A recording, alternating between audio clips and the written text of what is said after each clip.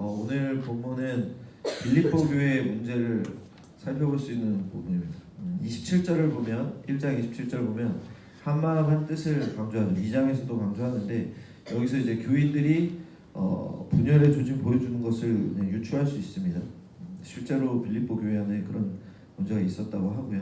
그리고 1장 28절 보면 대적하는 자들이 있음을 알게 그냥 대적자라고 그냥 바로 표현하고 있습니다.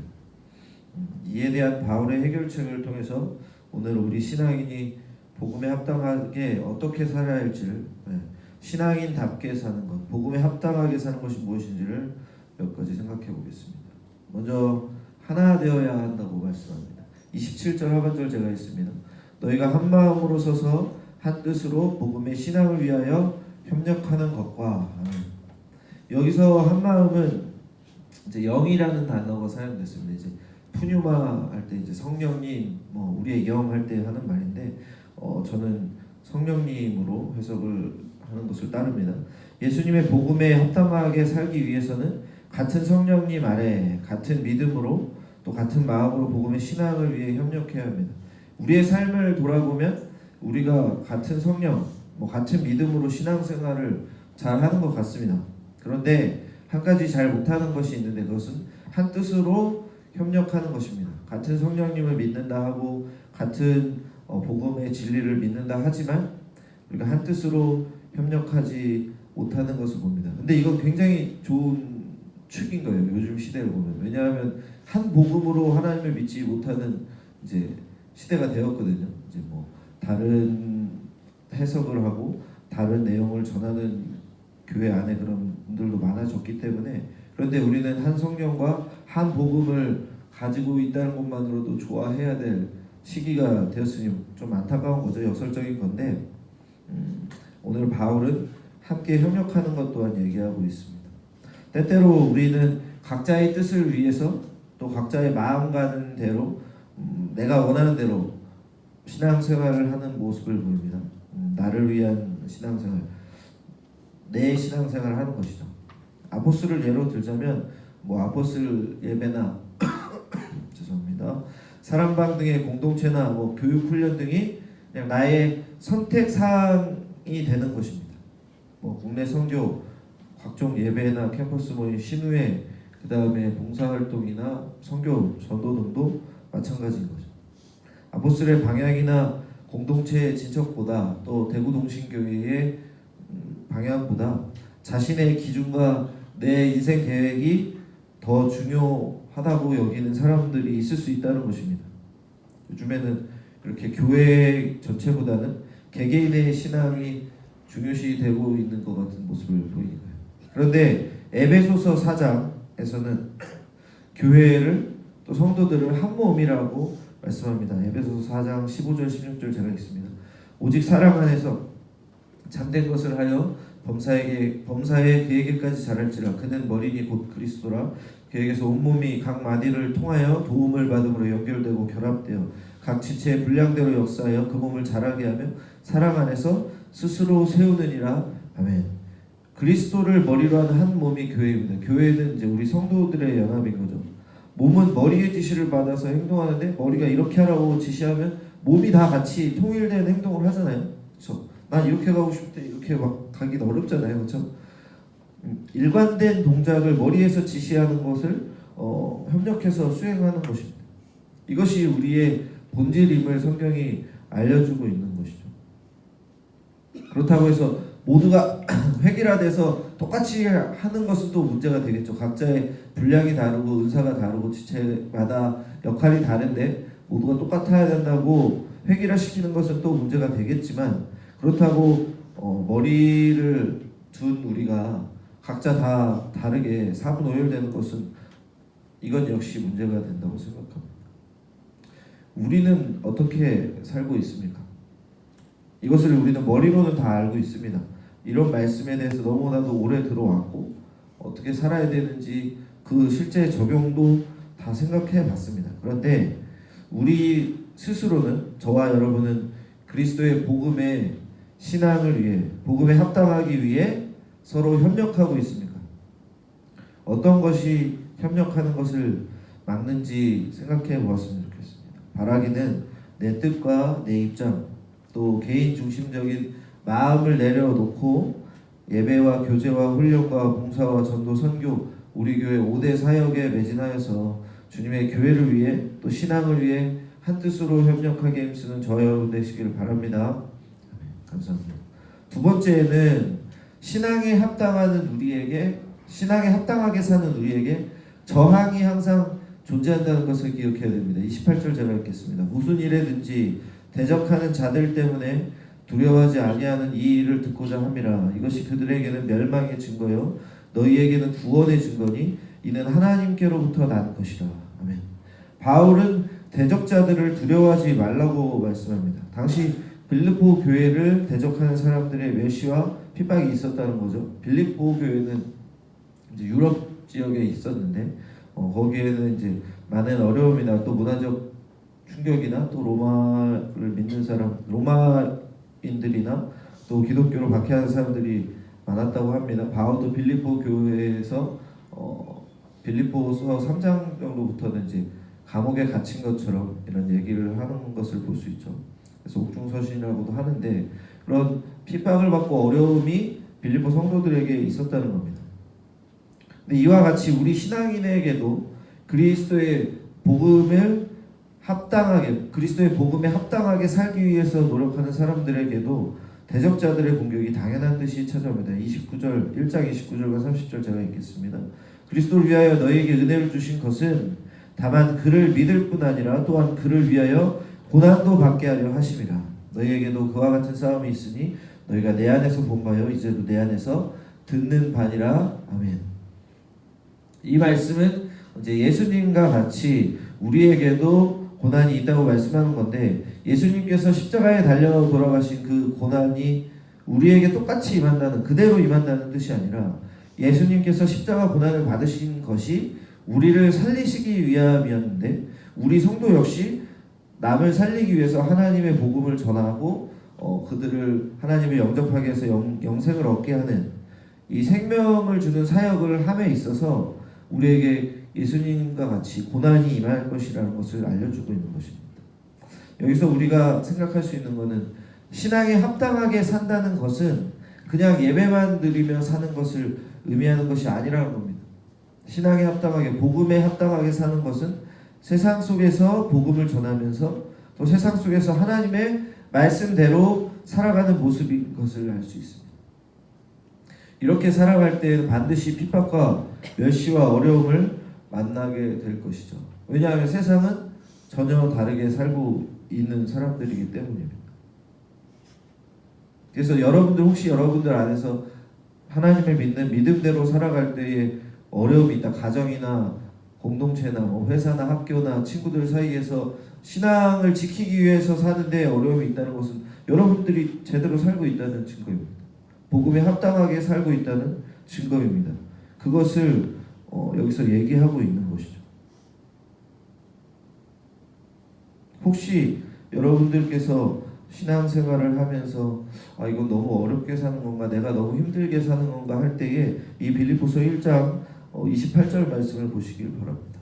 하나님을 믿지 않는 우리를 핍박하고 멸시하고 조롱하는 대적들에게는 그 모습이 우리가 당하는 고난이 그들이 우리를 핍박하는 것이 그들에게는 그들이 당할 멸망의 증거고 우리에게는 우리가 받는 핍박과 멸시와 어려움이 하나님의 자녀, 우리가 하나님의 자녀라는 구원의 증거가 된다는 이중적인 모습을 보여준다는 것을 분명히 기억하시길 바랍니다.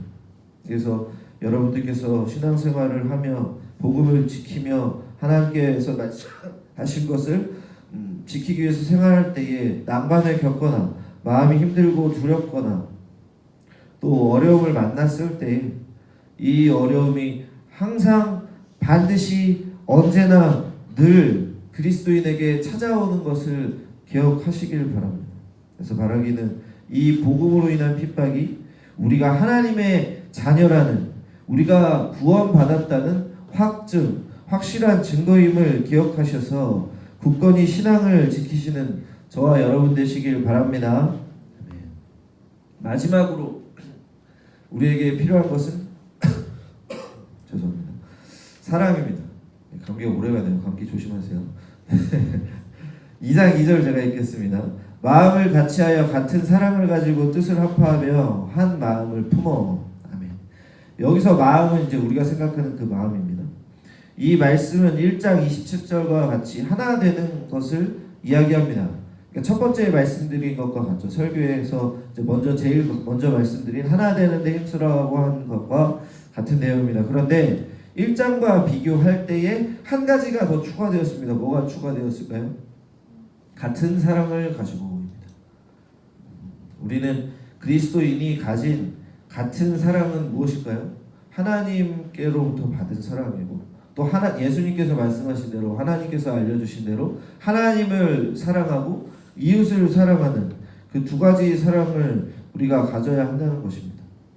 하나님의 은혜를 깨달아 먼저는 하나님을 내 마음과 뜻과 힘을 다해 사랑하는 것, 그리고 예수님의 사랑을, 예수님께서 생명까지 주신 그 사랑을, 그 은혜를 기억하며 내 이웃에게 나 자신과 같이 그들을 사랑하는, 그 이웃에게 그 이웃을 살리고 돕고 그 이웃이 필요한 것을 위해서 내 생명까지도 예수님처럼 주겠다는 마음을 실천하는 것, 이 이웃사랑, 하나님 사랑과 이웃사랑 두 가지를 우리가 같이 가지고 있어야 한다는 것입니다. 이 사랑을 오늘 본문에서는 3절과 4절에서 설명합니다. 두 가지인데요. 3절을 볼게요.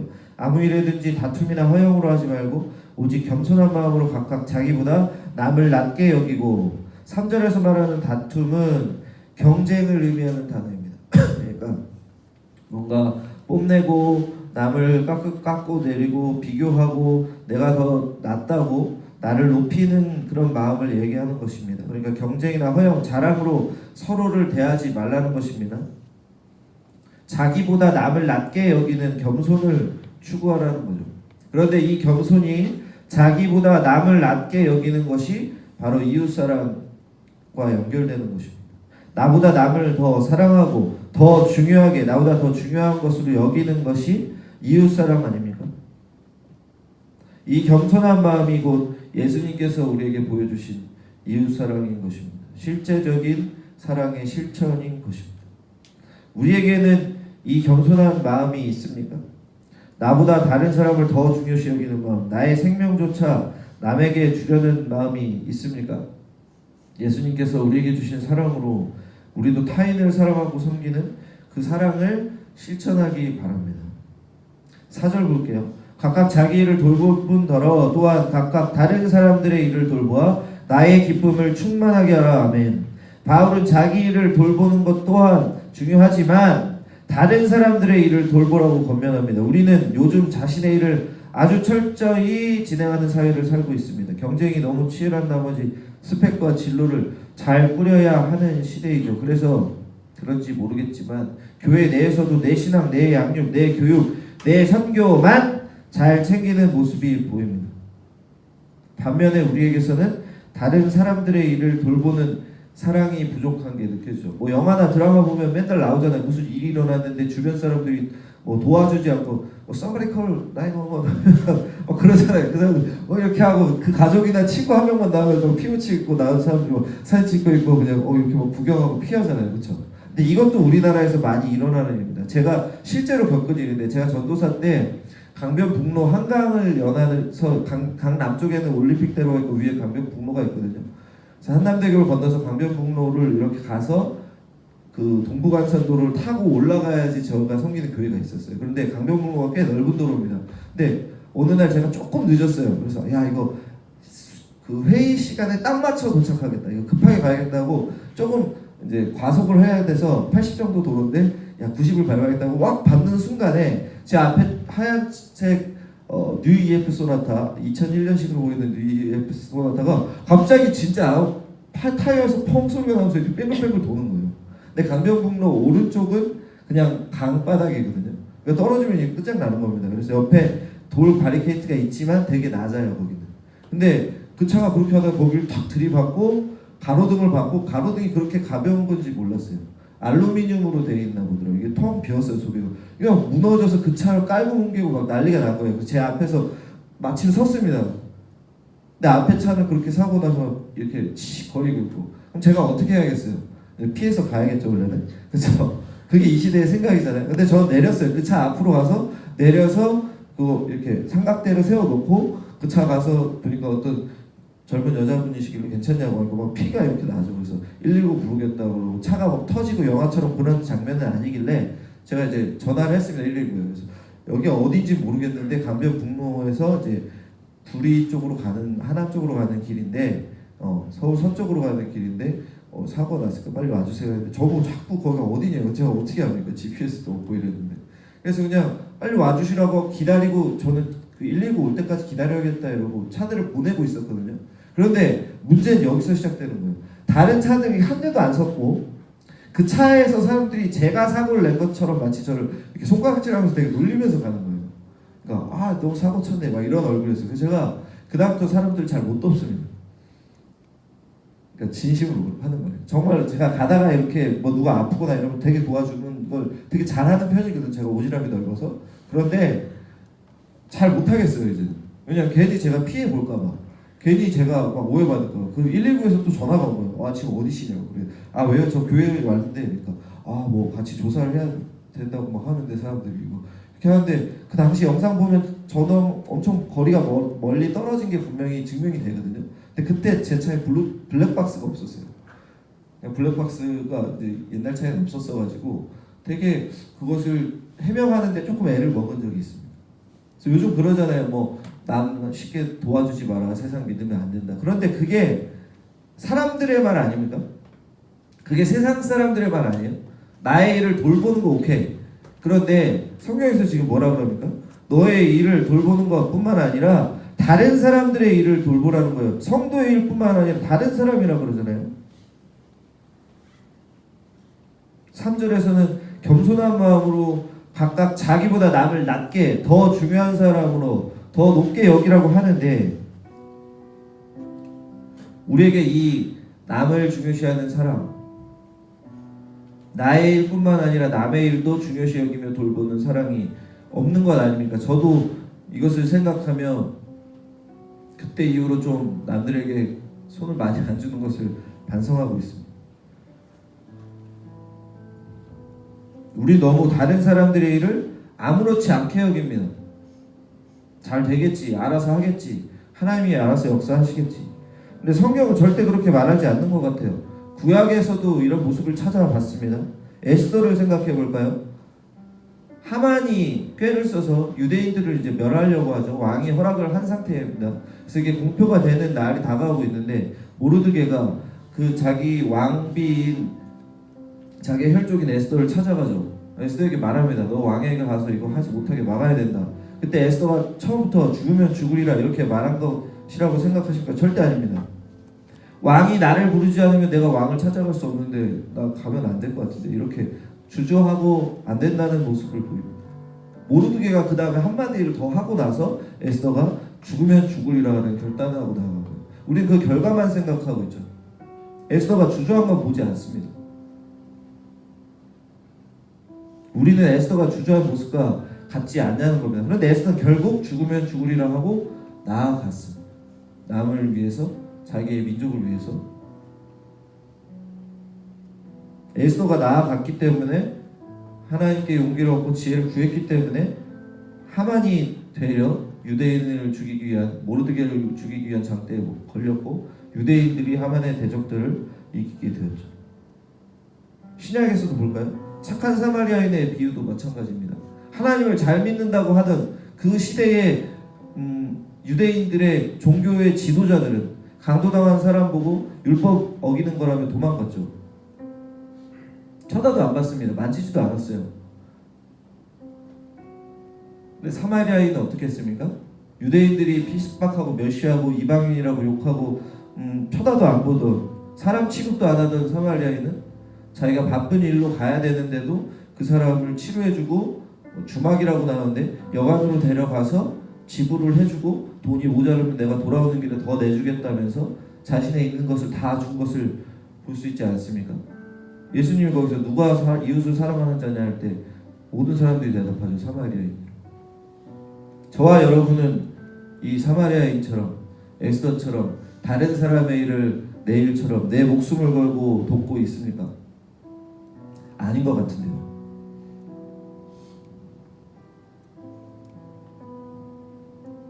우리가 사는 사회는 절대 이 성경의 말씀과 같이 가지 않는 것 같습니다. 혹시 성경의 말씀보다 세상의 기준이, 또 관행이, 내가 속한 조직의 전통이, 또 부모님의 말씀이 이웃을 사랑하고 돌보는 것을 막는다면 그것은 그게 잘못된 거죠. 하나님의 말씀이 최대 기준이라고 우리는 믿고 사니까요. 그래서 전 다시 결심했습니다. 다시 오지랖 넓게 살아야겠구나. 그냥 경제적인 도움을 주는 것, 그 사람들 뭐 이렇게 정말 어려울 때 차 태워주고 뭐 119 불러주는 거 이런 걸로 제 도움을 다 하는 거라고 생각했는데,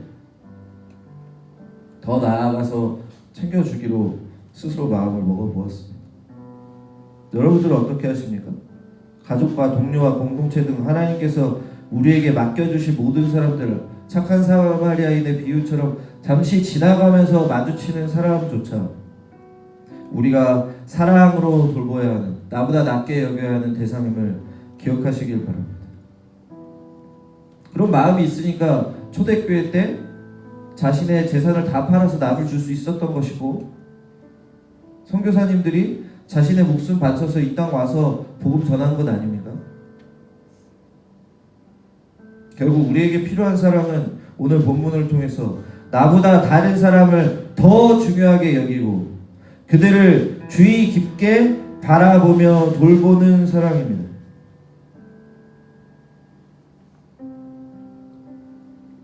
때때로 우리는 나와 하나님과의 관계에만, 십자가에서 수직만, 10계명으로 하면 1에서 4계명만 집중적으로 생각하며 삽니다. 그게 복을 받는 길이라며 그게 하나님 말씀대로 사는 것이라고 착각합니다. 그런데 오늘 본문은 하나 되는 데 힘쓰라고, 사랑하는 데 힘쓰라고 말씀하고 있습니다.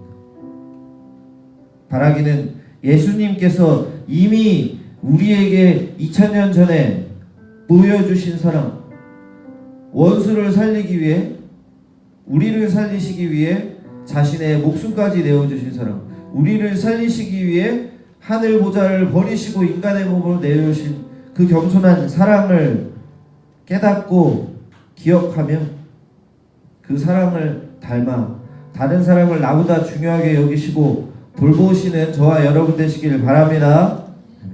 지금까지 알아본 이 세 가지가 오늘 본문에서 말하는 그리스도의 복음에 합당하게 사는 모습이며 예수님께서 직접 보여주신 모습입니다. 예수님은 한 성경으로, 한 하나님의 뜻으로 사셨으며 고난과 어려움을 이겨내셨습니다. 대적자들의 비난에도 계속 나아갈 길을 가셨습니다. 또한 하나님 사랑과 함께 이웃 사랑에 힘쓰셔서 목숨을 다해서 하나님이신 분이 인간의 몸으로 오셨고 자신의 목숨까지 우리에게 주시어 우리를 살리시고 하나님의 뜻을 완수하셨습니다.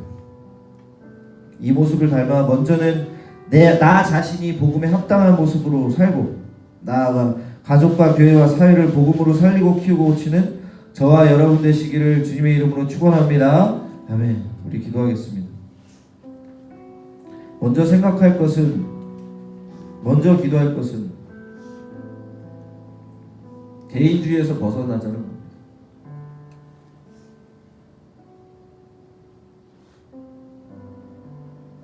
어제 어떤 숙제를 해야 돼서 책을 읽었는데 그 책에 교회라는 부분을 이야기하는데 거기서 그러더라고요. 이제 우리가 그분이 이제 기독교로 인정하지 않는 자유주의라는 그런 줄기의 기독교 사람들이 있는데 거기는 세속적이며 개인 중심이다. 사회 변혁만을 얘기한다. 하지만 그게 결국 개인 중심이죠. 그런데 우리는 개개인의 구원과 사회의 구원을 모두 함께 바라보는 존재라는 것을 생각하게 되었습니다.